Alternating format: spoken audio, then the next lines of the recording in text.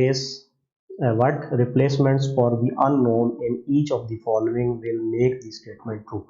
तो कहता है ये जो हमें नीचे स्टेटमेंट दी गई है इसमें जो अननोन है जैसा कि ये एल है इसकी जगह हम क्या चीज़ रिप्लेस करें कि ये स्टेटमेंट ट्रू हो जाए।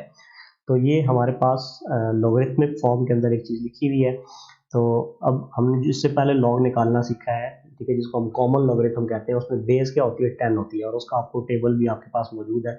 आप सिंपली क्या करते हैं उसका वहाँ से करैक्टरिस्टिक निकालते हैं, मैंटिसा निकालते हैं, उनको इकट्ठा कर देते हैं तो लॉग निकल आता है। लेकिन ये जो बेस 3 वाला लॉग है, ठीक है, इसका टेबल हमारे पास नहीं है। तो हमारे पास सिर्फ वो सिंपल लॉग है जिसकी बेस 10 होती है वो वाला हम उसको कैलकुलेट कर सकते हैं। अब हम इसको उस तरीके से नहीं कर सकते जिस तरह हमने पिछले क्वेश्चन को किया, क्योंकि इसकी बेस क्या है 3। अब इसको हम पढ़ते कैसे हैं, इसको हम पढ़ते हैं log 81 टू द बेस 3 पढ़ते हैं इज इक्वल टू l। तो अब इसके लिए फिर एक तरीका कार ये होता है कि हम क्या कर लें, इस log वाली वैल्यू को एक्सपोनेंट के अंदर कन्वर्ट कर लें। तो उसके लिए हम इसको एक्सपोनेंशियल फॉर्म में लिखेंगे। एक्सपोनेंशियल फॉर्म में लिखने के लिए आपको ये वाला एक फार्मूला याद रखना पड़ेगा कि अगर आपके पास log x to the base a is equal to y हो तो उसको जब हम लॉगरिथमिक फॉर्म में लेकर जाते हैं तो वो किस तरह की उसकी शक्ल बनती है कि जो log की बेस है a तो वो यहाँ पे भी बेस बन जाती है, ठीक है, और ये वाला जो आपका y होता है इक्वल किस तरफ जो चीज़ होती है वो उसकी पावर बन जाती है बेस की, और इक्वल किसके आ जाता है x के जिसका हम log ले रहे होते हैं।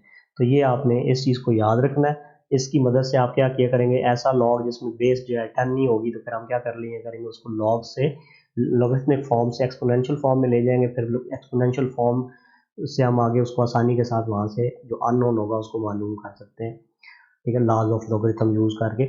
तो ये अब इस चीज़ को आपने याद रखना। तो अब आप यहाँ पे देख लें, अगर log x to the base a is equal to y हो तो वो इक्वल हो जाता है जी a, मतलब ये जहाँ पे जो बेस होती है वो यहाँ पे बेस आ जाती है यहाँ पे, ठीक है, ये a पावर y है ना, तो इसमें a बेस है और y इसका एक्सपोनेंट है। और उसके बाद ये वाली जो इक्वल की तरफ चीज़ होती है वो क्या बन जाती है, बेस की पावर बन जाती है, और जिस चीज़ का हम लॉग ले रहे होते हैं ये वाली चीज़ यहाँ पे आ जाती है इक्वल की तरफ। जब मैं इसको लिखूँगा तो ये आपके पास बन जाएगा जी 3, ठीक है, 3 की पावर क्या बन जाएगी, ये आपकी बेस है, ठीक है, तो ये 3 आ जाएगा और इसकी पावर ये वाला जो नंबर होगा इसकी पावर बन जाएगी, तो 3 की power l is equal to ये आपका नंबर जो होगा वो इक्वल किस तरफ आ जाएगा, ठीक है। तो ये आपने अब याद रखना है इसको कि इसको आप किस तरह कन्वर्ट करेंगे। अब इसके बाद बड़ा सिंपल है, 3 की power l is equal to 81 है। अब 81 को आपको पता है हम 3 की पावर 4 लिख सकते हैं, ठीक है, 3 की पावर 4 क्यों लिख सकते हैं, 3 3 9 9 3 27 27 3 81। हमने इस तरह लिखा क्योंकि हम यहाँ पे चाहते थे कि दोनों की मतलब ये चूँकि दोनों साइड इक्वल है, अगर उनकी मैं बेस इक्वल कर लूँ तो उनकी पावर्स को फिर हम इक्वल कर सकते हैं। तो अब ये दो चीज़ें इक्वल हैं तो ये तब इक्वल हो सकती हैं क्योंकि आप देख सकते हैं बेस बेस के बराबर है और फिर जो एक्सपोनेंट है वो उसको एक्सपोनेंट के बराबर होना चाहिए। अगर यहाँ पे एल की जगह 4 होता तब ये दोनों चीज़ें इक्वल होती, तो इसका मतलब है एल की वैल्यू क्या है, 4 है, बेस बेस के बराबर है, तो इस वजह से एक्सपोनेंट एक्सपोनेंट के बराबर होगा तभी दो चीज़ें आपस में बराबर होती है। तो इससे हमें पता चल गया कि एल की वैल्यू क्या है, 4 है। अगर आप यहाँ पे एल की जगह 4 पुट कर दें तो ये आपकी स्टेटमेंट क्या हो जाएगी, ट्रू हो जाएगी, या अदरवाइज हमने एल की वैल्यू मालूम कर ली। इसी तरह सेकंड क्वेश्चन है, इसमें हमें दिया गया जी log 6 to the base a is equal to 0.5। तो इसको हम कैसे करेंगे, उसी तरह हम इसको एक्सपोनेंशियल फॉर्म में कन्वर्ट करेंगे। ये लॉगरिथमिक फॉर्म है, बेस इसकी a है, अब हमें नहीं पता a क्या है तो a हमने फाइंड करना है।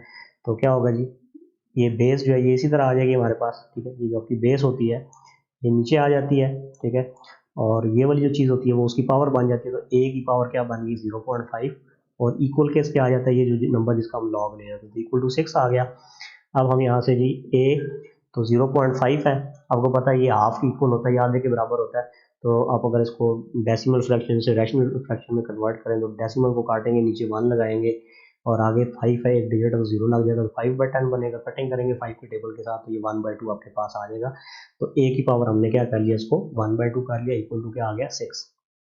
अब मैंने फाइंड क्या करना है a, तो a फाइंड करना है, ऊपर पावर 1/2 आ रही है, 1/2 आपको पता है स्क्वायर रूट होता है। तो 1/2 पावर खत्म करने के लिए हम क्या कर लेते हैं, दोनों तरफ स्क्वायर ले लेते हैं। तो स्क्वायरिंग बोथ साइड जब करेंगे तो ये स्क्वायर रूट जो है 1/2 ये उसके स्क्वायर के साथ कट जाएगा तो आपके पास a आ जाएगा, और 6 का आप जब स्क्वायर लेंगे तो ये आपके पास 36 बन जाएगा। तो a की वैल्यू क्या आ गई जी, 36 आ गई। इस तरह थर्ड क्वेश्चन है log n to the base 5 is equal to 2।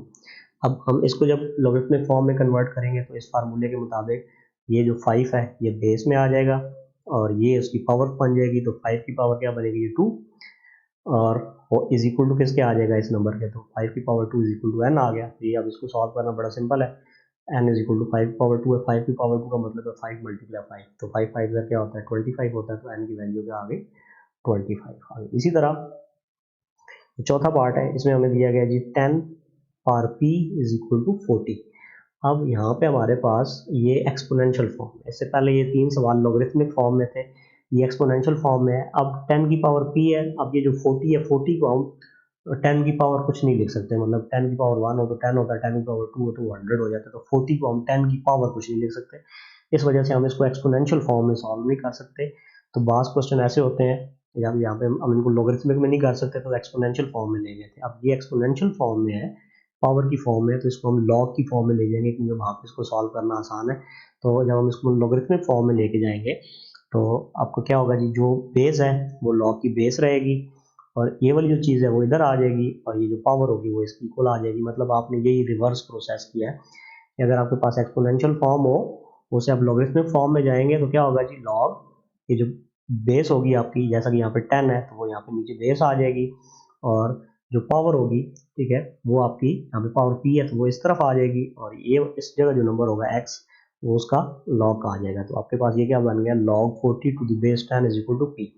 और मैंने आपको बताया था ये जो log 10 होता है, log बेस 10 होता है, ये वो सिंपल log होता है। तो अब आप यहाँ पे क्या करेंगे जी, रेफरेंस पॉइंट लगाएंगे यहाँ पे, और डेसिमल इसका नहीं है तो यहाँ पे होगा, तो कैरेक्टरिस्टिक इसका 1 आ जाएगा।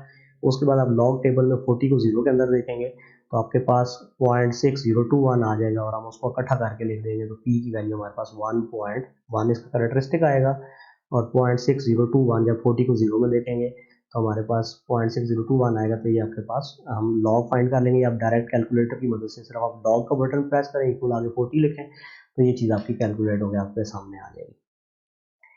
इसके बाद क्वेश्चन नंबर 5